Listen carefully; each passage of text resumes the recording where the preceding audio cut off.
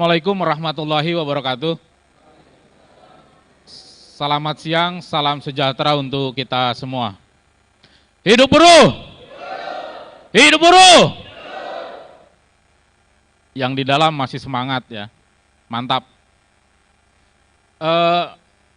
Yang saya hormati kawan-kawan pimpinan federasi dan konfederasi, pimpinan daerah atau DPW, DPD, dan juga para pimpinan cabang, dan yang paling saya hormati kawan-kawan pimpinan PUK, PTP, PB, SBTP yang hadir dalam acara konsolidasi hari ini. Kawan-kawan sekalian, saya tadi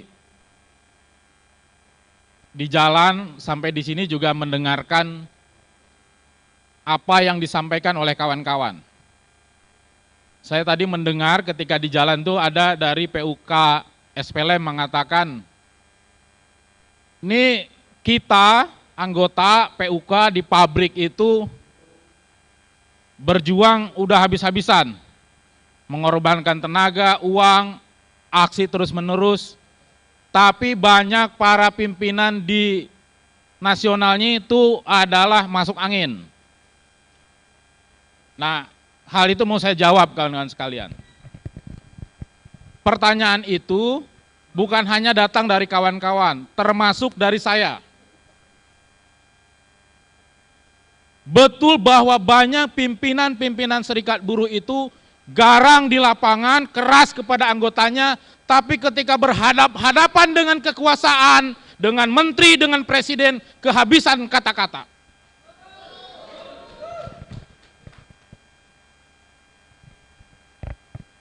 Berteriak mogok nasional, aksi ratusan ribu di mana-mana, tapi ketika bertemu dengan menteri dan presiden tidak pernah ada kata-kata yang menegaskan perjuangan kaum buruh.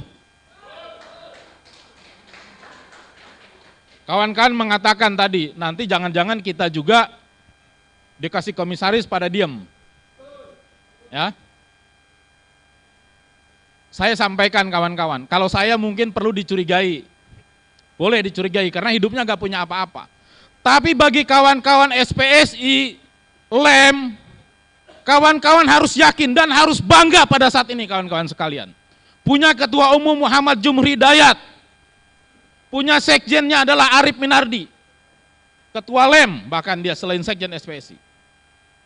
Saya kenal beliau lama, kenal Pak Arif Minardi itu sejak beliau berjuang di PTDI. Saudara Jumhur Hidayat saya kenal lama, sejak beliau jadi aktivis di gerakan mahasiswa. Sampai sekarang. Mereka cukup konsisten berjuang, kenapa saya mau berjuang bersama-sama dengan mereka. Kawan-kawan tahu, orang-orang ini sudah tidak tergiur dengan posisi dan jabatan dengan menggunakan, memperalat kawan-kawan. Kawan-kawan tahu, Muhammad Jumhur Hidayat itu mantan pejabat. Ya? Ditawarin jadi pejabat dalam sekarang berkali-kali, saya tahu itu. Pak Arif Minardi itu kawan-kawan mantan anggota DPR RI. Kalau dia tidak berpikir untuk perjuangan kaum buruh anggota-anggotanya, dia tidak akan merasakan dampak Omnibus Law. Dia tidak akan merasakan bagaimana dipecat, karena dia sudah selesai dipecat oleh PTDI pada saat itu. Tapi sekarang memberikan perhatian, tenaga, pikirannya adalah untuk berjuang bagi kaum buruh, untuk kawan-kawan sekalian. Maka itu patut kita bangga kawan-kawan sekalian. Sampai sekarang orang-orang ini, kawan-kawan di ASB ini adalah masih konsisten. Dan untuk memastikan itu caranya satu kawan-kawan, bahwa para pimpinan DPW, para pimpinan DPC, para pimpinan PUK, para anggota harus cerdas, harus memberikan kontrol terhadap pimpinannya. Pimpinan bukan segala-galanya kawan-kawan sekalian. Sama di dalam organisasi, semua organisasi, bahwa anggota adalah memiliki kedaulatan tertinggi. Harus berani mengoreksi pimpinannya, baru itu adalah akan mencapai kebenaran. Kawan-kawan sekalian, saya juga tadi mendengarkan bahwa kita ini sudah berkali-kali aksi, berjilid-jilid, tiap bulan aksi, setiap diinstruksikan aksi, tapi Omnibus Law belum juga dicabut. Ada persoalan mendasar yang perlu kita perhatikan kawan-kawan sekalian. Tadi Ketua KSPSI atau Koordinator ASB mengatakan,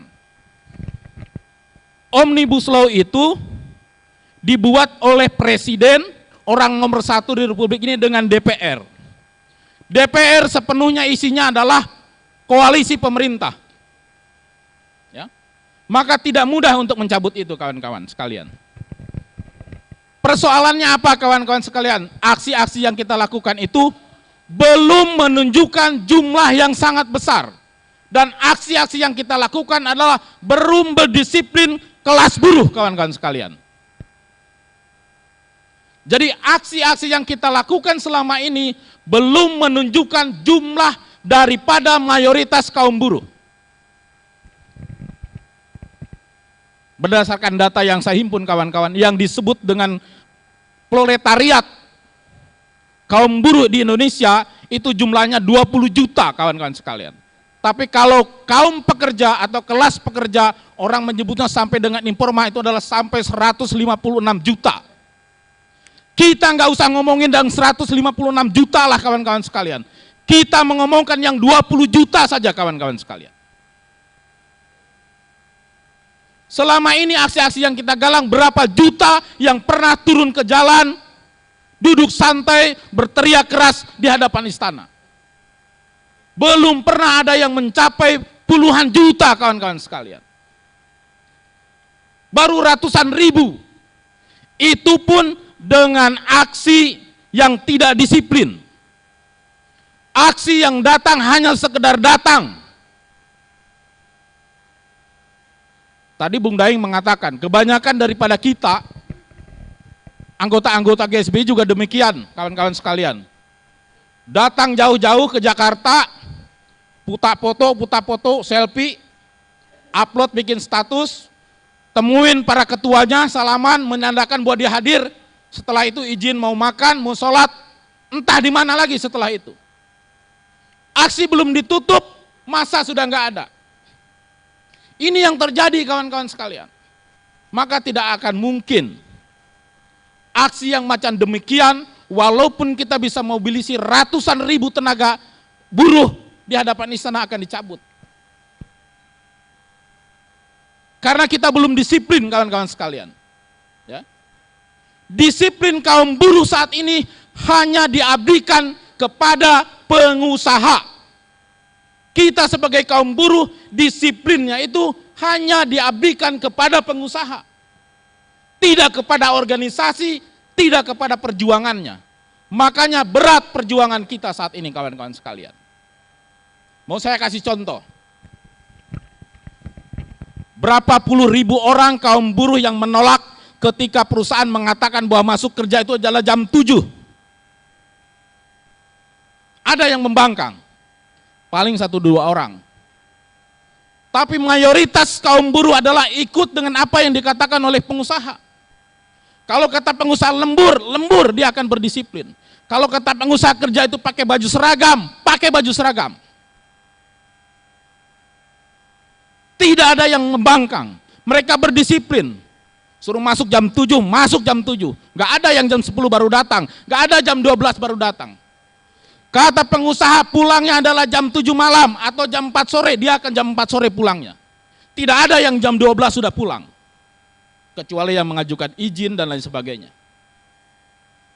Tapi pimpinan serikat buruh kita, anggota-anggota kita, kaum buruh kita belum disiplin dengan serikatnya, belum disiplin dengan perjuangannya. Ini yang terjadi saat ini kawan-kawan sekalian. Bisa kita lihat pada pertemuan hari ini. Konsolidasi belum selesai, sudah di luar. Sudah ada yang pulang. Begitupun ketika aksi. Sama ketika diajak rapat oleh pimpinannya. Betul enggak? Diminta datang jam 9, jam 11 baru datang. Ya kan? Rapat belum selesai, udah duluan pulang. Ya. Jadi disiplin kita belum diabdikan untuk kepentingan serikat buruhnya, dan juga perjuangan. Maka tadi karena nggak disiplin, ya, sehingga perjuangan kita sangat berat. Ya, ini yang harus kita perbaiki kawan-kawan sekalian. Konsolidasi ini adalah bagian kita untuk mendisiplinkan diri sebagai kelas buruh dalam perjuangan dan organisasinya. Karena apa kawan-kawan sekalian? Teman-teman itu, si kapitalis itu betul-betul mendisiplinkan kaum buruh itu untuk kepentingan mereka. Saya kasih contoh. Di pabrik sepatu, kalau buruh-buruhnya tidak disiplin dengan sistem kerja yang dilakukan oleh perusahaan, tidak akan jadi satu sepatu pun. Karena mereka turut disiplin dalam sistem produksi yang ditetapkan oleh pengusaha. Yang tukang jahit ya tukang jahit. Kalau belum waktunya istirahat tidak boleh istirahat. Tidak boleh mengerjakan yang lain. Karena pelanggaran dia kalau melakukan pekerjaan yang lain. Karena disiplin dalam proses produksinya. Maka tadi kawan-kawan sekalian, Pak Jumhur mengatakan, kaum buruh itu adalah pemimpin pembebasan. Kaum buruh itu adalah kelas pemimpin pembebasan. Tapi bagaimana mewujudkan kelas buruh sebagai pemimpin pembebasan tidak gampang. Karena apa? Kawan-kawan tadi yang sudah mengatakan bahwa bangsa kita itu akan mengalami kesulitan dalam melakukan perlawanan karena saat ini adalah bangsa kita dijajah oleh orang kita sendiri.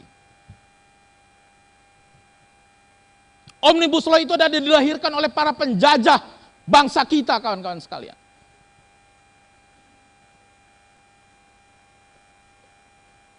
Maka kalau kawan-kawan GSB mengatakan, ya, negara ini masih berada di dalam sistem setengah jajahan, setengah feodal. Ya. Jadi republik ini, NKRI adalah berada dalam sistem negara setengah jajahan, setengah feodal. Apa itu maksudnya kawan-kawan sekalian? Setengah jajahan itu artinya adalah berarti masih ada praktek penjajahan. Tapi penjajahannya tidak langsung orang asing yang datang menjajah, mengatur negara kita. Neokolonialisme. Kalau dulu adalah kolonialisme berarti penjajahan penuh yang dilakukan oleh negeri asing. Pada saat itu adalah kolonialisme Belanda. Kalau sekarang adalah kita setengah jajahan, artinya apa? Bahwa yang menggerakkan sistem politik, ekonomi, itu adalah orang Indonesia. Ketika setengah jajahan, itu melahirkan kawan-kawan yang disebut dengan rejim komprador, rejim boneka, yang sepenuhnya mengabdi untuk kepentingan, yang punya kepentingan yaitu penjajah. Siapa yang menjajah kita sekarang? Adalah para kapitalis monopoli internasional yang disebut dengan imperialisme. Ya. Jadi yang menjajah republik ini, yang menjajah kaum buruh itu adalah kaum imperialis atau kapitalis monopoli internasional yang dipimpin oleh Amerika Serikat. Teman-teman bisa baca sejarah secara lebih lengkap, tapi bukan baca sejarah versinya Orde Baru, tapi harus versi rakyat, versi pejuang.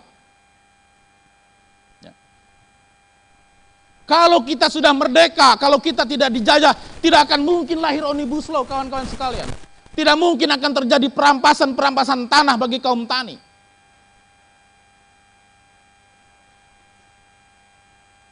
Tidak mungkin akan terjadi upah murah, kawan-kawan sekalian. Tidak akan mungkin yang difasilitasi, yang dipermudah adalah investasi para pemilik modal dan tuan tanah, kawan-kawan sekalian. Tapi rakyatnya adalah dijadikan budak negerinya sendiri.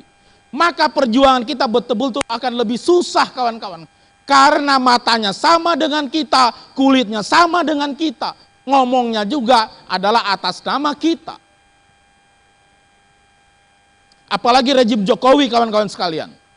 Kalau kawan-kawan ingat di sejak pertama, betul-betul seolah-olah pro rakyat, pro buruh. Untuk mengambil hati kaum buruh pada saat itu rejim Jokowi, dia membuat yang disebut dengan Piagam Marsina. Kawan-kawan kenal Marsina? Kawan-kawan tahu Marsina kan? Itu adalah simbol pejuang perempuan buruh Indonesia. Dia dibikin program namanya Piagam Marsina. Yang dikenal dengan 3 layak, kawan-kawan sekalian. Upah layak, kerja layak, hidup layak. Dipenuhi enggak oleh rejim Jokowi? Dipenuhi enggak oleh rejim Jokowi? Enggak ada, itu hanya untuk mengambil hatinya kaum buruh. Yang kedua, untuk kaum tani yang berjuang, mereka meminta adalah dijalankannya rem reform sejati atau reforma agraria sejati untuk menyelesaikan problem rakyat Indonesia, problem kaum tani. Dijawab oleh Jokowi dengan namanya reforma agraria, membagi-bagikan tanah yang disegel akan dibagikan sekitar 4,9 juta tanah bagi kaum tani. Dijalankan atau tidak sampai sekarang? Di ujung-ujung 2 periodenya. Tidak dijalankan kawan-kawan. Hanya bagi-bagi sertifikat. Itu pun tidak jelas. Yang ada melalui Omnibus Law terus-menerus memfasilitasi para tuan tanah, para kapitalis untuk merampas tanah rakyat. Baik untuk pembangunan infrastruktur ataupun perusahaan-perusahaan tambang, industri dan lain sebagainya. Seperti tadi yang dicontohkan oleh Bung Jumhur. Diidentifikasi ada sekitar 4 juta hektar tanah yang dikuasai secara ilegal oleh korporasi-korporasi. Bahkan diampuni kawan-kawan sekalian. Untuk dibagikan kepada mereka kembali, bukan kepada rakyat. Itu menunjukkan bahwa rejim ini bukan berpihak pada kepentingan rakyat, meskipun mengatakan dia adalah memperhatikan wong cilik. Tapi esensinya bukan pada rakyat, apalagi kepada kaum buruh. Kaum buruh tidak pernah menjadi tempat di hadapan mereka. Ya. Itu fakta kawan-kawan sekalian. Sekarang Omnibus Law dicabut atau tidak tergantung gerakan kaum buruh kawan-kawan sekalian. Saya tidak akan mengulas, tidak akan menjelaskan isi daripada Omnibus Law. Sudah banyak dan kawan-kawan sudah hatam. Ya, hatamnya mungkin udah 30 kali. Bahkan ada yang 100 kali menghatam pasal-pasal di dalam Omnibus Law. Informasi terakhir kawan-kawan sekalian, hasil sidang internasional Labour Conference di ILO di Jenewa pada bulan Juni, Omnibus Law dibahas kawan-kawan sekalian.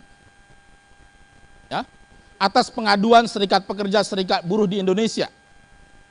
Ya, termasuk peranan kita yang terus-menerus konsisten kampanye menolak Omnibus Law. Pendapat pemerintah tetap ngotot bahwa Omnibus Law itu adalah sudah sesuai dalam proses pembuatan perundang-undangan. Bahkan dia mengatakan ketika jadi perpu untuk dijadikan Undang-Undang Nomor 6 telah menyerap aspirasi dari berbagai serikat, organisasi rakyat dan masukan daripada peneliti independen. Pemerintah tetap ngotot, tidak ada yang salah di dalam pembuatan Omnibus Law, tidak ada salah di dalam isi Omnibus Law. Tapi berat argumentasi yang lain kawan-kawan, di dalam pertemuan itu sudah dikatakan, serikat-serikat buruh internasional menyatakan menolak dan mendesak pemerintah Indonesia untuk mencabut Undang-Undang Omnibus Law. Serikat buruh internasional dari Amerika sendiri kawan-kawan bilang, serikat buruh internasional, ya ITUX, berbagai macam serikat buruh internasional, serikat buruh dari Amerika Serikat, dari Brazil, dari Eropa, mereka secara tegas meminta pemerintah Indonesia untuk mencabut Omnibus Law. Bahkan bukan hanya serikat pekerja, serikat buruh tersebut kawan-kawan. Pemerintahnya pun, pemerintah Amerika Serikat secara terang benderang di dalam catatan pertemuan itu mendesak pemerintah Indonesia untuk mencabut Omnibus Law. Pemerintah Belanda juga demikian, pemerintah Brazil juga demikian. Eropa, Amerika Latin dan lain sebagainya menyatakan untuk menolak dan mendesak pemerintah Indonesia untuk mencabut undang-undang tersebut. Maka benar yang dikatakan oleh Bung Sidarta tadi. Kita sebagai kaum buruh belum kalah kawan-kawan sekalian. Dan jangan pernah mengatakan bahwa kita kalah kawan-kawan sekalian. Kalau kita menyatakan kalah berarti kita sudah menjadi pecundang kawan-kawan sekalian. Kita tidak pernah kalah. Dan kita tidak akan mau kalah oleh kekuasaan yang menindas kita. Kita akan terus melakukan perlawanan. Maka kunci kita sekarang kawan-kawan untuk memastikan Omnibus Law itu dicabut atau tidak adalah kita. kaum buruh itu sendiri. Kitalah kaum buruh sendiri yang akan menentukan itu. Pertemuan internasional di dalam ILO mengatakan pemerintah Indonesia harus mengambil langkah-langkah yang konkret untuk mencabut undang-undang tersebut. Maka secara teoretik kita sudah mendapatkan dukungan internasional, ya, bukan hanya dari Serikat Buruh, dari beberapa pemerintah internasional juga mendesak pemerintah Indonesia. Tapi itu semua tidak akan ada gunanya, tidak akan ada artinya kalau kaum buruh Indonesia tidak bergerak, kawan-kawan sekalian. Saya pastikan itu. Tidak akan ada artinya.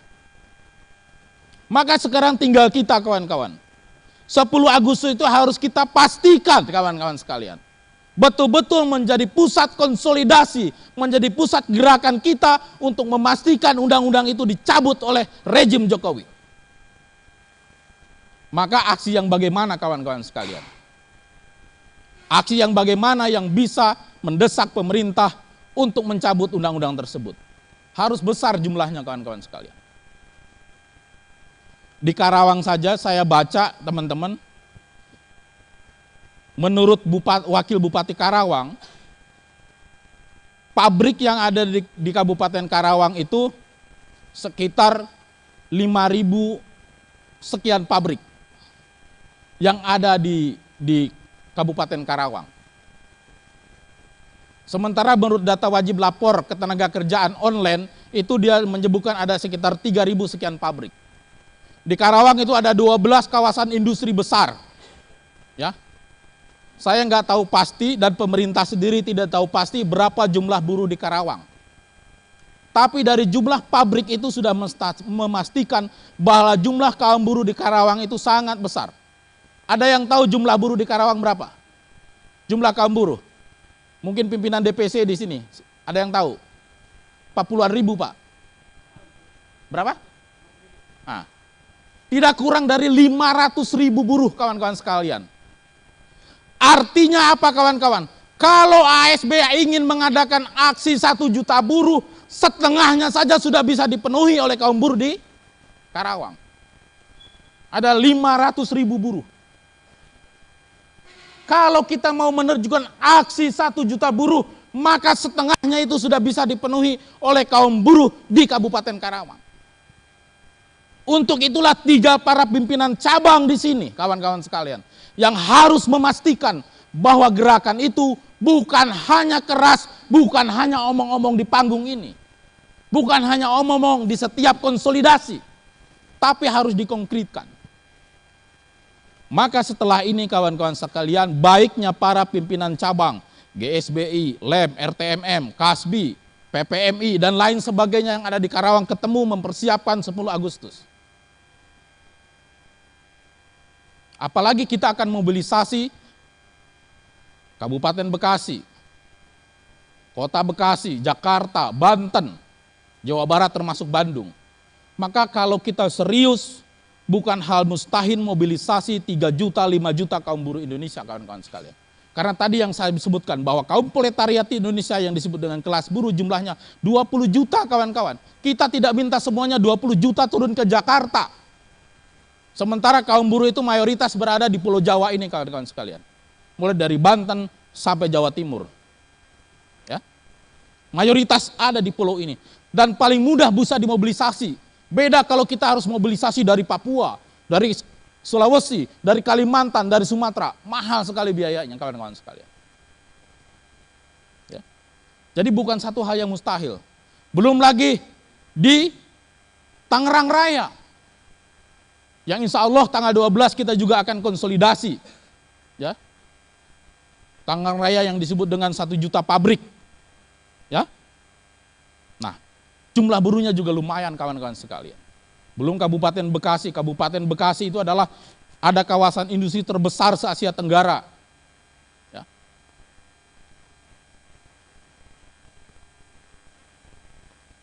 Itu, jadi kita bisa memastikan, kawan-kawan sekalian. Tapi tadi kalau kaum buruh tidak disiplin di dalam organisasi dan perjuangannya, tidak akan mungkin perjuangan kita akan menang. Karena tadi aksinya datang, setelah itu pulang. Tidak akan mungkin.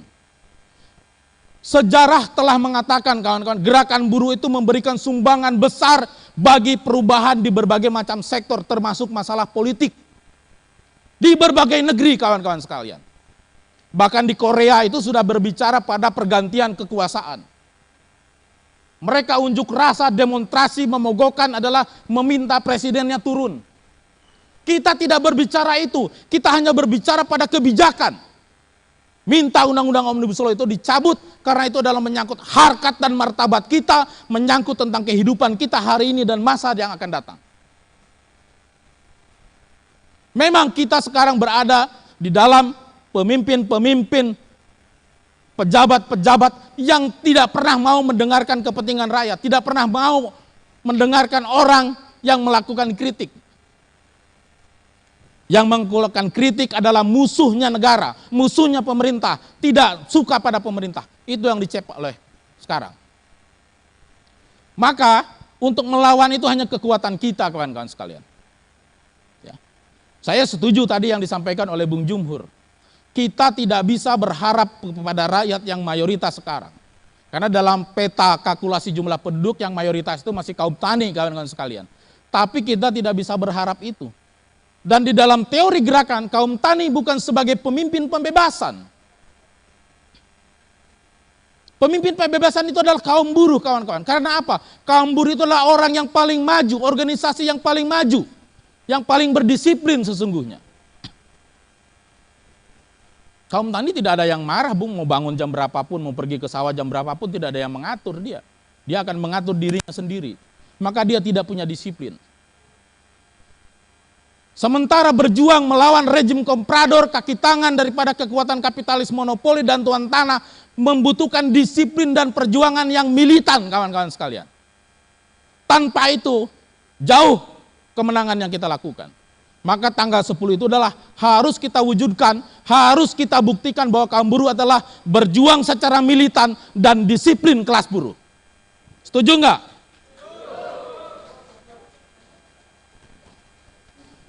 Bagaimana militan? Berjuang gak mudah menyerah. Ya. Harus bersungguh-sungguh. Ya. Harus bersungguh-sungguh. Berjuang kita harus bersungguh-sungguh. Militan itu apa, teman-teman? Berjuang tidak mudah menyerah dan percaya pada kekuatan kita sendiri, bukan pada kekuatan musuh-musuh kita. Tapi kita harus tahu seberapa besar kekuatan musuh-musuh kita. Kekuatan musuh kita besar, kawan-kawan sekalian, betul besar. Tapi ada yang lebih besar daripada itu.